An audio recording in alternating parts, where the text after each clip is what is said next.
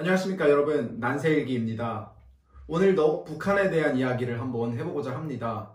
북한하면 가장 먼저 떠오르는 것은 세상에서 가장 독재적인 국가라는 것입니다. 북한은 그 유례를 찾을 수 없는 3대 독재를 하고 있는 국가고, 그 시스템을 유지하기 위해서 사회 곳곳에 정말 촘촘한 감시망을 구축하고 있습니다. 외부와의 모든 정보를 차단하고 있으며, 주민들이 이를 어길 시 공개 처형이나 정치범수용소로 보내는 등 정말 잔인한 공포정치가 이루어지고 있는 곳입니다. 여러분들은 이러한 북한에서 어쩌면 북한 정권을 거의 무너뜨릴 뻔했던 그런 반란 시도들이 있었다면 믿으시겠습니까? 오늘 영상에서는 북한에서 김씨 가문을 날려버릴 수도 있었던 두 가지의 거대한 반란 모의에 대해서 이야기를 해보고자 합니다. 그 첫 번째 시도는 1956년에 일어났습니다. 북한은 얼핏 보기에는 김일성이 그 시작 초기부터 모든 권력을 다 차지한 것처럼 보이지만 사실은 그렇지 않습니다. 김일성은 소련의 도움을 받고 겨우 정권을 차지한 그런 케이스에 불과합니다. 한국 전쟁 이후 북한 내부에서의 권력 투쟁은 본격화되기 시작했습니다. 김일성이 주도적으로 일으켰던 한국 전쟁은 엄청난 인적, 물적 자원의 손실을 일으켰고, 북한은 전쟁에서 승리하지도 못했습니다. 그 책임을 넣고 니 탓, 내 탓하는 그런 정치적 공방이 시작된 거죠. 김일성은 전쟁 실패에 대한 책임을 무마하기 위해서 박헌영과 같은 남노당 세력을 간첩으로 몰아 위기를 모면하려고 했습니다. 자, 여기서 말하는 박헌영이 누구냐? 박헌영은 한국의 근현대사에 커다란 족적을 남긴 사람 중 한 명입니다.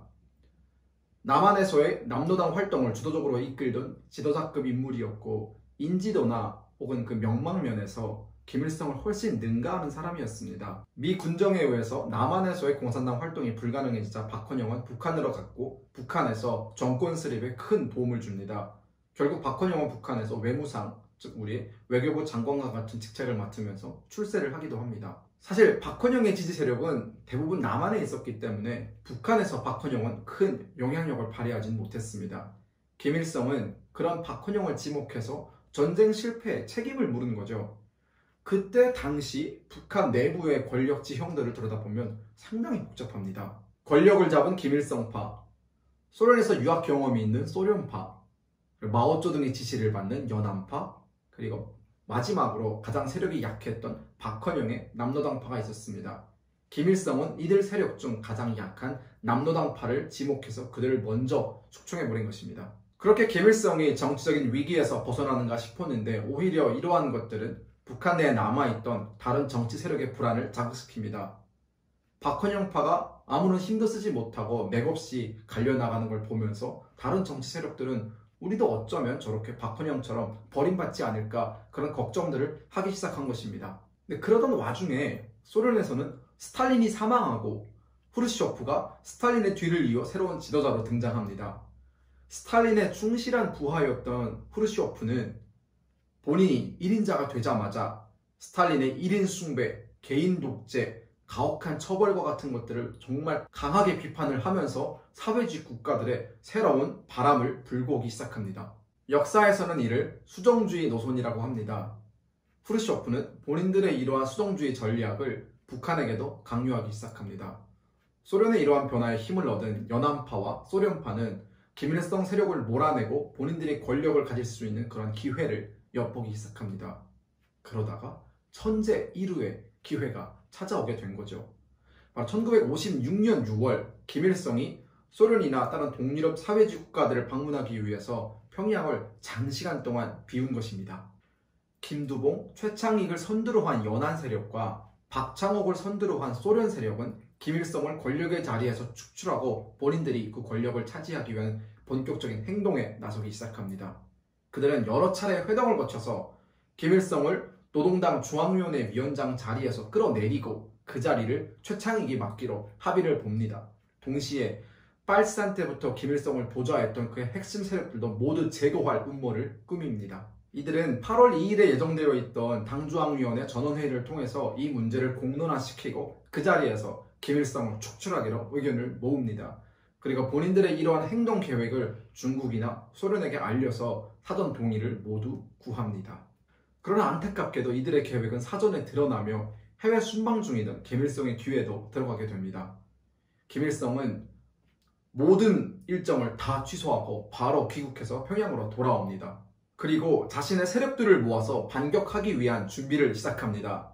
먼저 8월 2일에 예정되어 있던 당중앙위원회 전원회의를 8월 30일로 미룹니다.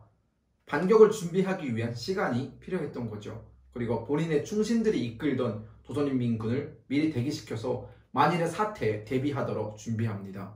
또한 그날 회의에 참석하기로 예정되어 있던 사람들을 일일이 만나서 회유와 겁박을 통해서 모두 김일성의 편에 서도록 그들을 설득합니다. 대망의 8월 30일 아무것도 모르는 반김일성 세력은 회의장에 당당히 들어섰습니다. 그리고 그 회의 단상에 올라서 김일성의 전횡과 그가 잘못했던 여러 가지 점들에 대해서 일일이 열거하면서 김일성을 공격하기 시작합니다. 그들은 당연히 그 자리에 모였던 참석자들이 본인들의 의견에 동조해주고 합법적인 표결을 통해서 김일성을 몰아낼 수 있을 거라 믿었습니다. 그러나 상황은 정반대로 돌아가기 시작했습니다.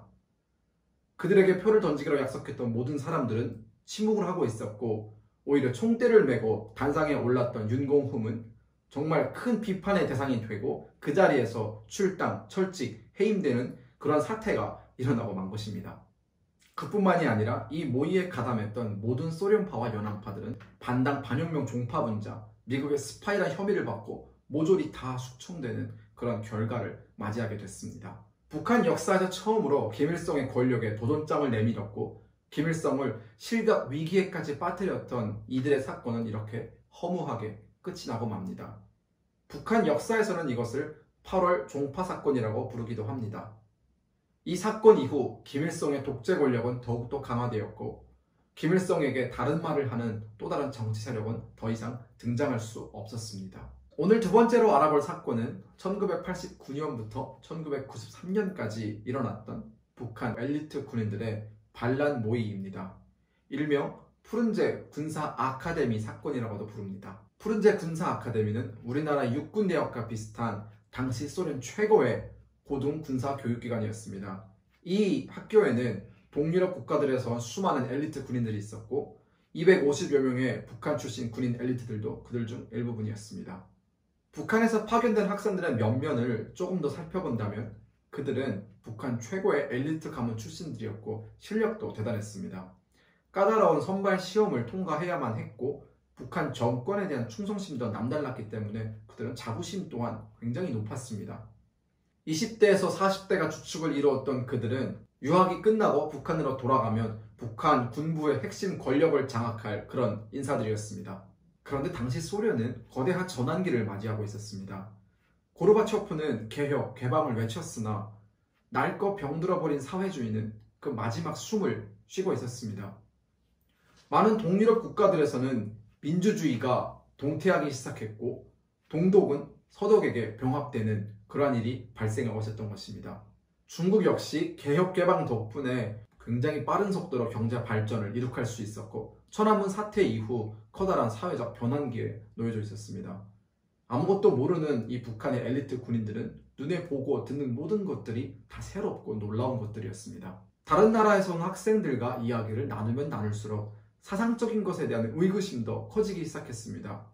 붕괴가 일어나고 있는 사회주의를 바라보면서 사회주의 그 자체에 대한 의문도 생겨갔고 다른 나라에는 없는 세습 독재의 불법성도 서서히 깨닫기 시작했습니다. 이런 와중에 북한 당국은 유학생들의 사상적 변질을 막을 목적으로 이들 모두를 철수시키는 강수를 둡니다. 이러한 조치는 유학생들의 불만을 가중시켰고 북한으로 돌아와 이들은 본격적으로 세력화에 나서기 시작합니다. 이들 유학생들은 시간이 날 때마다 한 곳에 모여서 북한의 독재 체제를 무너뜨리고 민주주의 체제를 세울 것을 결의합니다. 이들의 중심에는 46세에 상장이 된 홍계성이 있었습니다. 촬영회의 매부이기도 한 홍계성은 김정일이 직접 별을 달아줄 정도로 신임이 두터운 사람이었으며 조선인민군 부총참모장을 지내기도 했습니다. 이들은 많은 논의를 거쳐서 드디어 거사 계획을 세웁니다. 그날은 바로 조선인민군이 창군된 지 60돌이 되는 1992년 4월 25일이었습니다. 이날 김일성 광장에는 대규모 군사 퍼레이드가 예정되어 있었습니다. 이들은 본인들이 몰고 가는 탱크가 수석단을 진할 때 탱크에 포탑을 돌려서 수석단을 공격함으로써 거기에 서 있던 김부자를 모조리 죽여버린다는 그러한 계획을 세우고 있었습니다. 또한 이들의 뒤에는 같은 아카데미 출신 5명의 사단장이 이끄는 5개의 사단이 버티고 있었으며 수석단 앞을 지나는 탱크 역시 김일은 소장이 이끄는 수도방위 사령부 소속 탱크들이었습니다. 그러나 이들의 계획은 매우 사소한 권력 다툼으로 인해서 이루어지지 못하게 됩니다. 당시 인민무력부에는 박기서라는 사람이 있었는데 이 사람은 인민무력부의 국장을 지내던 사람이었습니다. 근데 이 박기서는 열병식에 동원되는 탱크가 왜 수도방위 사령부 탱크여야 하냐, 인민무력부 탱크를 하자라고 하면서 행사 전날 모든 탱크를 다 바꿔버립니다. 박기서가 이러한 행동을 취했던 이유는 조금이라도 자신이 조명을 받기 위해서 이후 좀 더 출세 가도를 달리기 위해서 이런 행동을 했던 것으로 보입니다. 그렇게 행사 당일 김일성 광장을 질주한 탱크들은 수도방위 사령부 탱크가 아닌 인민무력부 소속 탱크였습니다. 예상치 못했던 변수로 인해 본인들의 계획이 실패로 돌아간 반란 세력은 어쩔 수 없이 다음을 기약하게 되었습니다. 그런데 꼬리가 길면 잡히는 법일까요? 이들이 소련에서 유학을 했었기 때문에 소련의 KGB, 즉 미국의 CIA 같은 조직이죠. 소련의 KGB도 이들의 사전 계획을 눈치채고 인지하고 있었습니다. 그러던 와중에 KGB에서 뇌물 사건이 일어나게 되는데 여기에 관련된 요원 2명이 북한으로 망명을 하게 됩니다. 이들은 북한으로 망명을 하면서 본인들이 알고 있던 푸른제 군사 아카데미 출신 장교들의 반란 계획을 북한 당국에게 알립니다.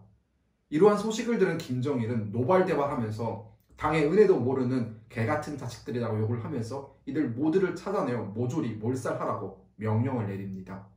이 사건은 당시 인민무력부 보위국장을 지냈던 원홍이에 의해서 은밀하게 조사되고 집행되기 시작합니다. 1993년 2월 8일 인민무력부 본부에는 모든 장교들이 다 회의실로 집합하라는 그런 명령이 떨어지게 됩니다.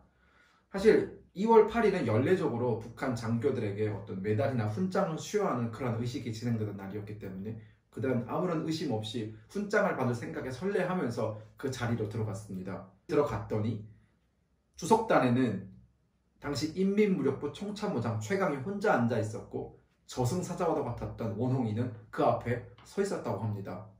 원홍이는 모든 사람들이 다 회의실에 들어서자마자 자, 지금부터 인민무력부에 잠입해 있는 반당, 반혁명 종파분자들을 색출하겠다라고 외치면서 군인들에게 명령을 내리기 시작합니다.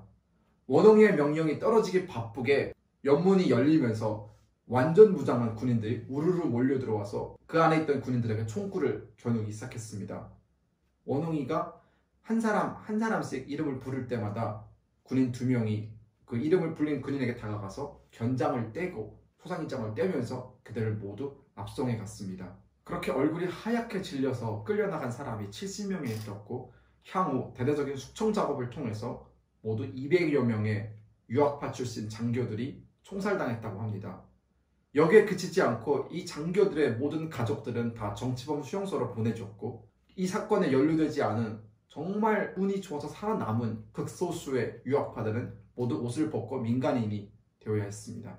새로운 세상을 원하는 엘리트 군인들의 반란은 이렇게 끝이 났고 광기에 사로잡힌 김정일은 몇 년 후 심화도 사건이라는 그런 사건을 통해서 무려 수천 명의 북한 고위 관료들을 숙청하는 대만행을 저지르게 됩니다. 이 사건에 대해서는 제가 향후 다른 영상에서 한번 구체적으로 다뤄보도록 하겠습니다. 네, 지금까지 북한 현대사에서 일어났던 2가지의 의미 있는 반란 사건에 대해서 이야기를 해보았습니다. 부족한 설명이지만 열심히 시청해주셔서 정말 감사합니다. 앞으로도 더 유익하고 재미있는 영상으로 여러분들을 찾아오도록 하겠습니다. 재미있으셨다면 구독과 좋아요 꼭 눌러주시기 바라겠습니다. 감사합니다.